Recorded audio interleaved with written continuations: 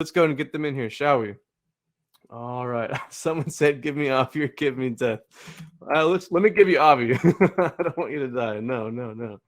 All right, and then let's get my buddy Megan in here. All right, all right. Let's have a good time, y'all. Let's get some reactions in that chat. Avi, what's going on, man? Good morning. How you doing? Good morning. Good morning to you too. What's going on, Megan? Hi. Good morning. Good morning. Good morning. Y'all, some of my favorite people up in here. We're going to be talking about where we're going. We don't need roads, the future of email creation. If you got any questions, throw them in the question tab. And if you do, please save them for the Q&A portion towards the end so our presenters can answer them and stuff like that. Yeah. Well, I'm going to go ahead and let this dream team go ahead and rock this presentation. I'll see you in a little bit. Megan and Avi, take it away. Let me know if you need anything. Will do. All right. Thanks, Thomas. So welcome, everyone. I am so excited to see everyone. Like, oh my gosh, email camp's been amazing so far. So today we are going to talk about where we're going. We don't need roads and what our future of email creation looks like. Let's see if I can get these slides moving. There we go. So I am Megan, and I like email development a whole lot. If you follow me, I talk about it way too much, obsessed, yada, yada, yada. I host Email on Acid's Notes from the Dev. I write a newsletter called It Depends. You can find that sign up on my website or on Twitter, whatever, sign up or don't, it's fine, I don't care. And here at Cinch Email, I have built an email design system that stretches across 4 brands and 3 ESPs. I wrote Avi's bio. Yes, Megan so wrote he gets this. to talk about himself. I'm Avi. I'm the founder of Parcel, and it's an email creation platform. Really excited to talk to you all today. We're going to be looking at a ton of Megan's emails today that she's built, and like absolutely brilliant. So really excited to show you all that stuff.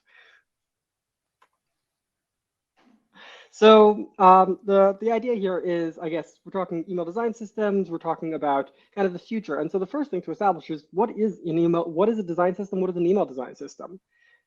So always good to quote someone else who knows more than you. And so the folks over at InVision have this great quote. Welcome to read it. But the important pieces here are that a design system gives you reusable, standardized, and composable units, right? So you need to be able to reuse things, and you don't want to be repeating. You don't want to be fighting the system constantly. So we're going to take a look. You take it, Avi. We're going to take a look at the current state of the world, some solutions we've got out there, components and how they help solve this problem, how you can go ahead and build this design system, how Megan's done that, takeaways for you, the big takeaway, the thing you take back to your boss, and the next steps, how you get started today. All right, so let's look at the current state of things in email development. So maintaining email code can be really, really hard. Like, look at all this code. If you have to go in and make changes to this, like, how do you even go about it? It can be a pain, it can be time consuming, it's hard to keep those evergreen workflows updated. Yeah, this is real code that I process out. It's fine. I'll show you later in the presentation why it's totally okay. I saw those little like, reactions. So it can be hard to keep those evergreen flows updated. It can be hard to stay on brand, easy to make errors. It, to scale can become difficult, and bringing in other developers and yada, yada, yada. Goes on and on and on. It's just really hard to maintain code when it starts looking like that. But we do have potential solutions to kind of wrangle it all together. One, we have snippets, which is great for scaling teams and bad for maintenance. Fun fact, that CTA is from Email Camp last year when it was Halloween themed. So with snippets, you can, have repeatable code, but once you put it in an email, it's just there. And if you have that code in a bunch of different emails and you make a change to that snippet, you have to go back to those emails, then go make all those changes manually, which can make that maintaining aspect kind of hard. We also have partials, which are great for keeping things up to date, but inflexible. So say we have this logo here, it links to the home page, but for whatever reason, we need to link it to somewhere else. With a partial, we just can't make that change. We also have drag and drop editors, which are accessible for low code or no code users, but then we lose some of that code flexibility that we may need for a larger email program. And this is a real email that I made available when I first started at Cinch Email. I love Stitch. I feel like we have all related to Stitch at one point in our lives, and I love this movie. And Avi's going to talk to us about some of the custom-built solutions that may be available out there. Yeah, so custom built kind of helped solve all the problems we've discussed. The difficulty in maintaining it, bringing new people on, handling different ESPs, all these different kind of complexities. But the challenge is that it's a huge amount of time and effort in maintaining those systems. The team over at Uber has done an amazing job that they've spoken about, just kind of creating an in-house solution to build for all their different ESPs and all their different brands. The challenge is that they have to have a whole team supporting that. And so most of us don't have the skills, the time, the effort, the budget to build a bespoke system like that. So that kind of leads us to components. And so components, you see the definition on the right there, reusable blocks. They solve specific use cases, and they can swap between different style guides. So you can think button, image, row, column, header, footer, right? All these different blocks that have a specific piece that you can compose together and reuse to kind of stack them, kind of just like Lego bricks is the great analogy for that. On the other side, we're looking at style guides, and we just want to kind of define them as two different pieces. Style guides, design tokens, brand guidelines, whatever you're going to call them. Those are your kind of your logos, your colors, the fonts, the links, those baseline elements. And so the two of them together make that kind of that perfect pairing and let you switch between the different style guides with reusing the same components. And so let's dive into what one of So some awesome kind of component systems out there today. If you've worked with Figma and you've created components and you create variants, that's a really amazing component system. Parcel, I think, is pretty cool and mirrors Figma really, really nicely in creating components and variants, gives you a lot of power and flexibility. MJML, made by the folks over at Mailjet, is an awesome, awesome tool that gives you really good out-of-the-box components. And Maisel is a new one on the block, new kid on the block that does a great job of pairing Tailwind CSS and lets you kind of reuse blocks a bit more easily. And so, yeah, I'm seeing a lot of stuff with just like MJML and not wanting to, deal with the challenges of code. And that's kind of where this kind of comes in. So here we've got one of the emails that Megan's built. We're going to be looking at a lot of the stuff that Megan's done, absolutely brilliant things. And we've got some adorable kittens on the right. On the left, we've got just 24 lines of code. 24 lines of code to build this entire email, and it generates hundreds of lines. And so just kind of looking at that, we have this really nice maintainable email. We can see you have your module base, your pre-header, your container, cards, rows, columns, but you're not dealing with all of the weight that comes along with the code needed to render the email correctly. But it kind of buries the lead a little bit. So let's dive into one of the components and see what we're looking at underneath the hood. So we're going to take a look at the module button. It's a great example. So here on the left, we've got some parcel code. On the right, which is pure HTML. On the right, we've got Figma kind of doing the exact same thing. At the bottom, we've got the GIF of the output. So we've got the brand attribute, and we're switching it out between the different Cinch email brands. We've got Email Acid, Inbox Ready, Mailgun, and Mailjet, as well as a variant of primary and secondary. So we'll see the secondary button in a second. And so we don't have to really concern ourselves with all of the code when we're actually using it. Instead, we're able to switch just a top level property and insert all the different variants, all the different combinations that the button supports without worrying about the underlying code. And so that's really what components are driving towards. And so it's a little bit of a kind of mind shift from if you're used to kind of creating bespoke emails and you're used to handling all the code. And dealing with all that complexity day to day. But the value really comes in when you're starting to scale and starting to grow, and you're trying to do more innovative things and not trying to worry about all the minutia as you go along. Megan, when she implemented the design system at Cinch Email, was able to create 53 variants of an email in 3 days, was able to have 20 new emails, kind of unique emails out there in 2 days. And when they launched Inbox Ready, the new email deliverability tool, she was able to have support for that entire new brand in an afternoon, which is just an amazing result. And this is why we do email design systems. Don't do 53 emails over 3 days. I don't recommend it. It's a lot. Don't do it. All right, so how the heck do we even start building this email design system? This was a huge undertaking here and was kind of one of the first really big projects that I took on at Cinch. I guess for reference, I started here a little bit over a year ago. And beginning the process of the design system started maybe a few months in.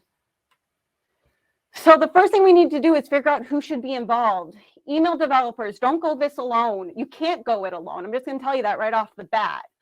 It has to be a priority for the team to get this done, because if you're just trying to do it on your own in between your routine emails and campaigns, it's just going to keep on getting thrown on your back burner, and it's never going to get done, and it's not going to get done in a thoughtful way.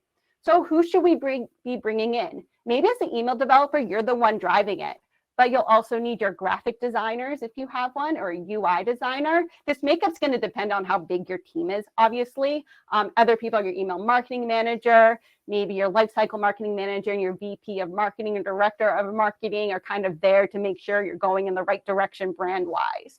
But definitely all get in the same room and talk about it at first, and then get on Slack or Teams or whatever and make your channel for asynchronous comms so that you can update people as it goes along. So first, do your designs.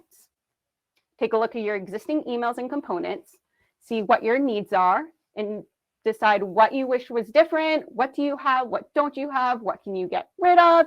Make that list, send it to your designer. So this here on the right is the design for email on Acid that we got from our most excellent and amazing and incredible senior designer, Francois. Him and I got to work really closely together, sorting this all out.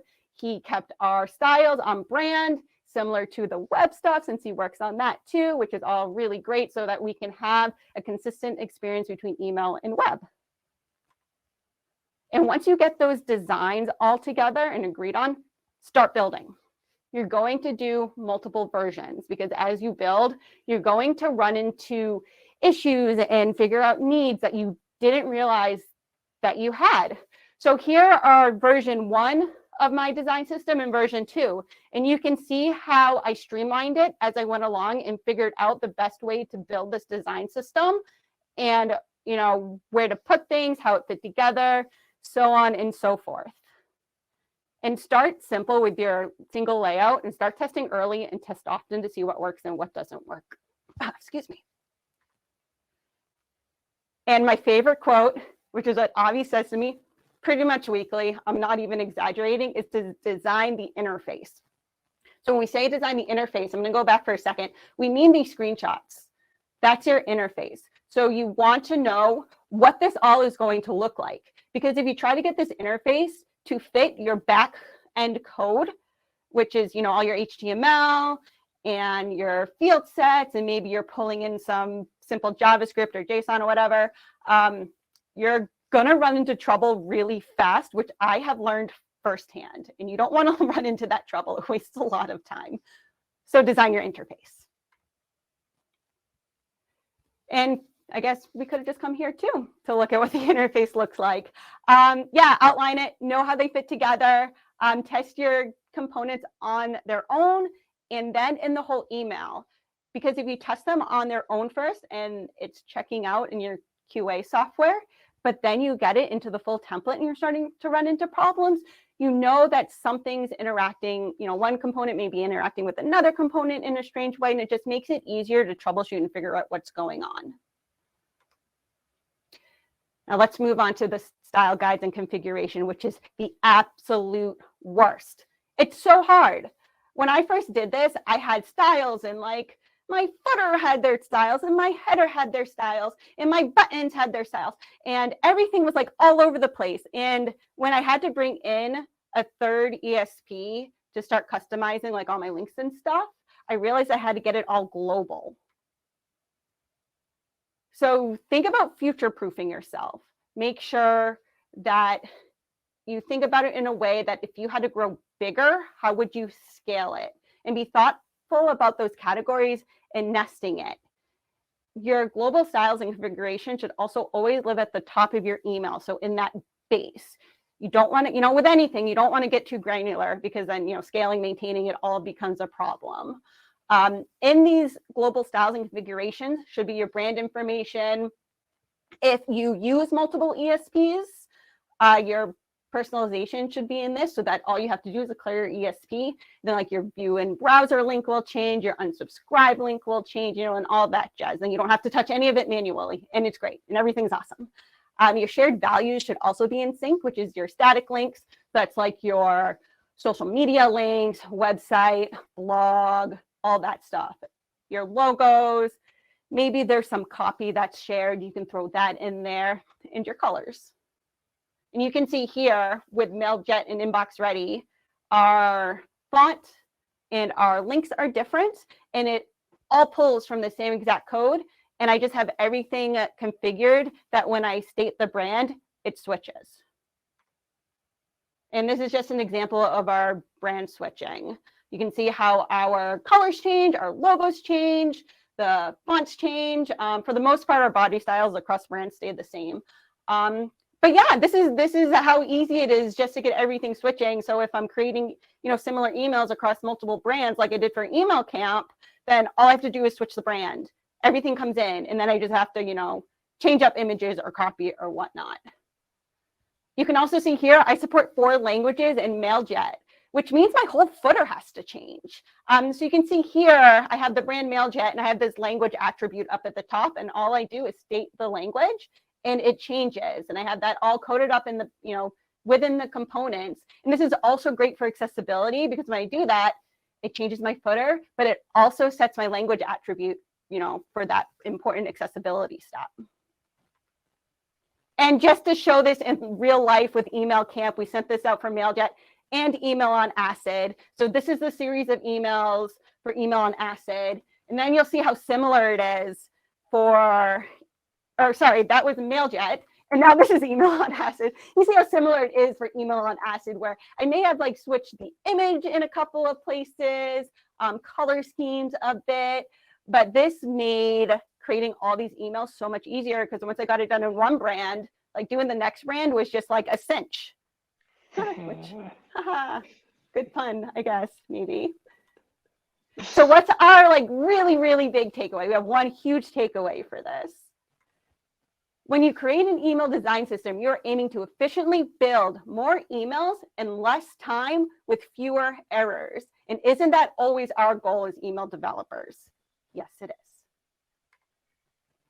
So let's talk about next steps.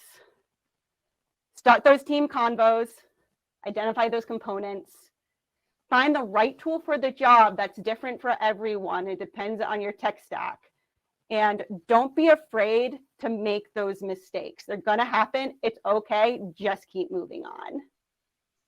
So that's it, everyone. Thank you. Here are all the places you can find me. Please do connect. I love talking to other email devs and nerding out. So, follow. I'm mostly on Twitter. I'm terrible at LinkedIn. I will respond on Twitter, so follow me there. I hope to talk to everyone soon. And this is where you can find Avi. Any parting words from you? Everyone should follow Megan. Everyone should follow Avi. Yeah. And I think we got some time for some questions. Yeah, I will stop sharing my screen.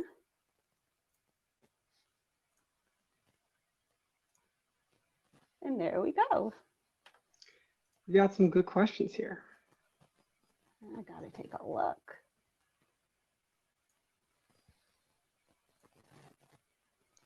All right. I don't know if Thomas is coming back or not, if we're on our own. If we're on our own. Thomas, are we on our own? I don't know. Did we lose Thomas? All right, we can just roll with it. It's fine. I'm the new host of Email Camp, y'all. How's it going? I can pull up the playlist. Cool. All right. So yeah, let's take some questions. Get ready to implement dark mode. Stay in tune for Roland's talk. He'll talk about that. So we'll let him Yes. handle it. Awesome. So let's start with, we've got a question here. What scenario would you want to use a snippet over a component?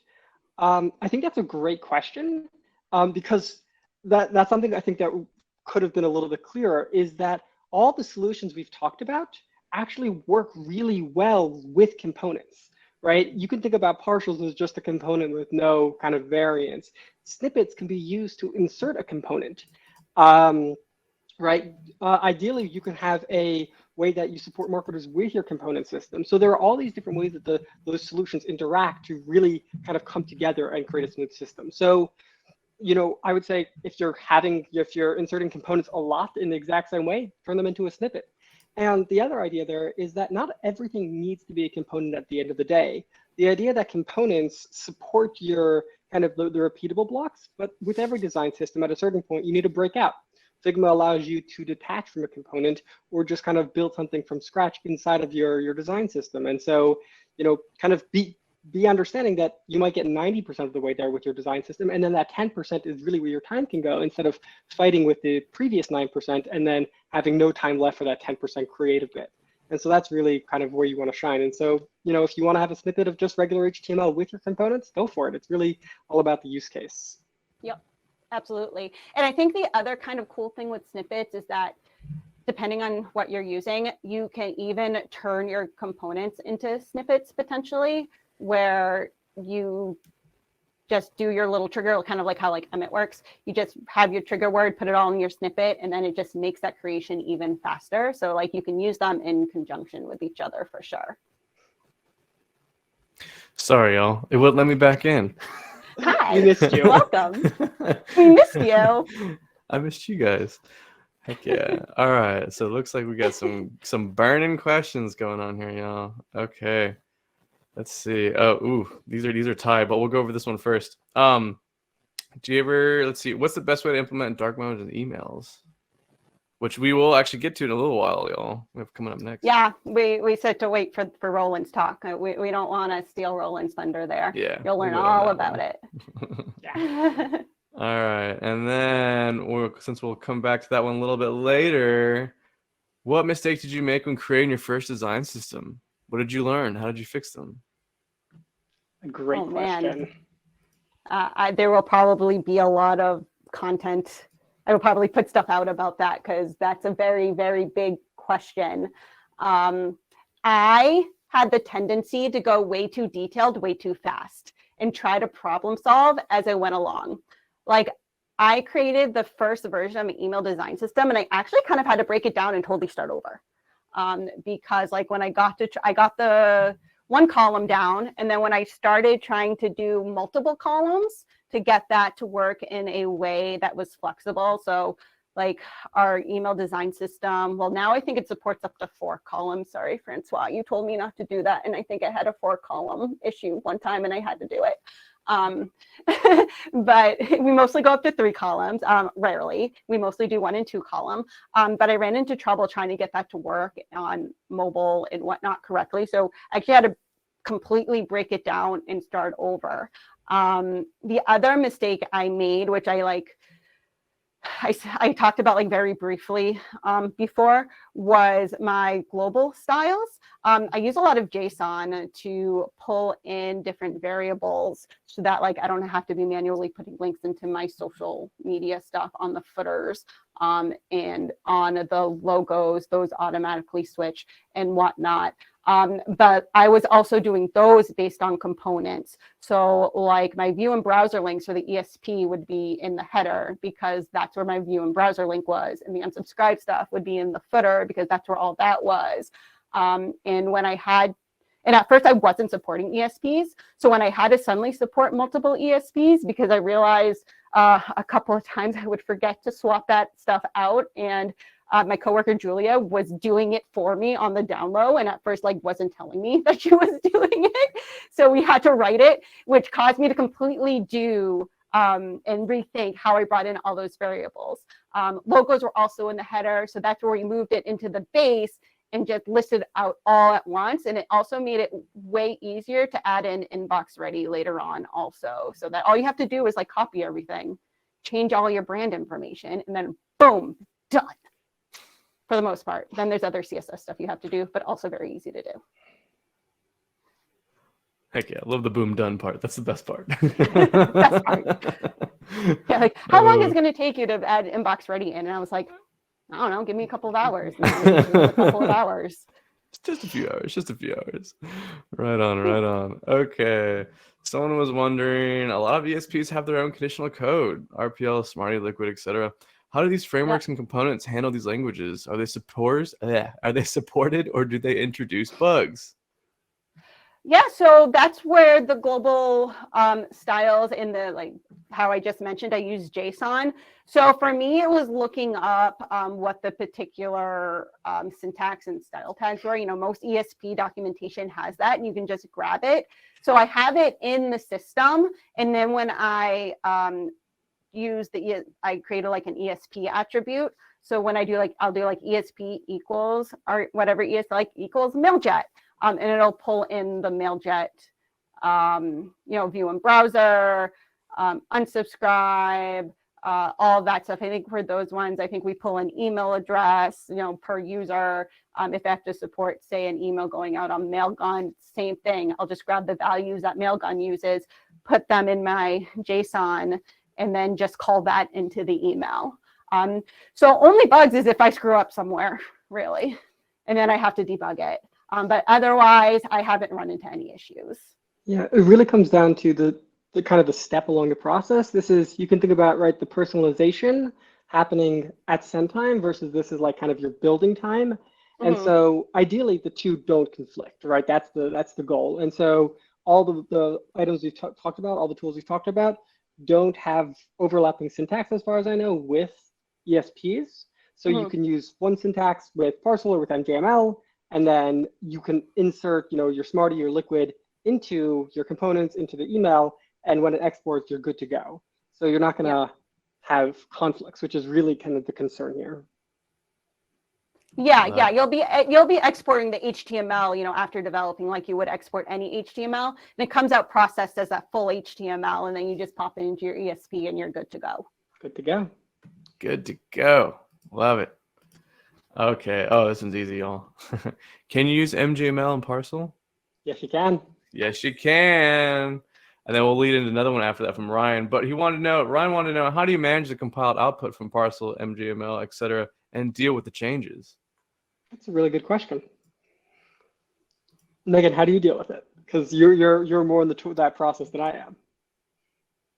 Yeah, I mean, so usually how the process works when we build email on our end is that I use the email design system. It processes, and so I use Parcel to build my emails, if that wasn't obvious.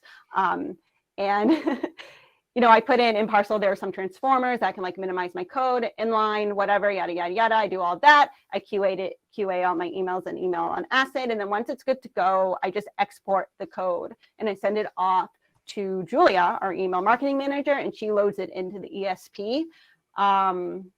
And that's it. I feel like a lot of my answers, like, I just do this and that's it, because this has made email development so much easier. And when I make changes in the email design system, it just will already, and I make changes in my components, that's changing essentially your compiled code. So then that will go out once the components are changed. I hope that makes sense.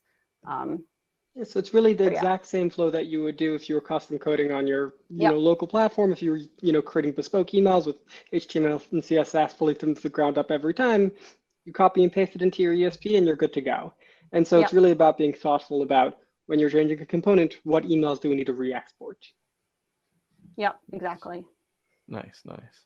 I'm going to combine these two questions because someone wanted to know, how has all this impacted your team's processes? Meanwhile, Someone wanted to know, what are tips, for collaborating best with email devs, especially amongst your teams? Sorry, say the first part again. 'Cause I So, already forgot what it was. My brain's Julia not wanted good. to know how has this impacted your team's process, and someone else wanted to know too. What are the best collaborating tips for collaborating with email devs, especially Oh, there we go. within your Okay. teams? Okay. Yeah. Processes. Thanks, Julia. Well, Julia's my coworker. So with the email design system, it has made our process, I feel like, lightning fast. It also has made it easier for Julia, who doesn't know as much HTML. It allows her to go in and create emails if like I'm slammed on a huge like nurture series or something, and we need to get like a one-off email out. She actually will go in and create the emails. Then all I do is look it over and make sure that, it all looks good, because our code is kind of set and it's been tested and whatnot. There's very little for her to do in there except put in copy and some links. So I feel like process-wise, that's helped a lot, and it'll speed things up a whole ton because all your code is already tested. So if you know your code is tested, still run them through your screenshots and whatnot, because you just never, ever know when Gmail has changed something or Outlook has some weird bug going on. There was one time where like all the columns or something were breaking Outlook 365, and it was a temporary thing, and it was very strange. Outlook one time like reverted back to an old bug that then went away within a couple of hours. So that's why it's important to like always test, even if you know your code is good, because you just never know when something's going to happen. So like it takes you from, maybe it takes you a day to do an email down to a couple of hours from, beginning to end. I just think it makes the process much, much faster. And how to best collaborate with email developers.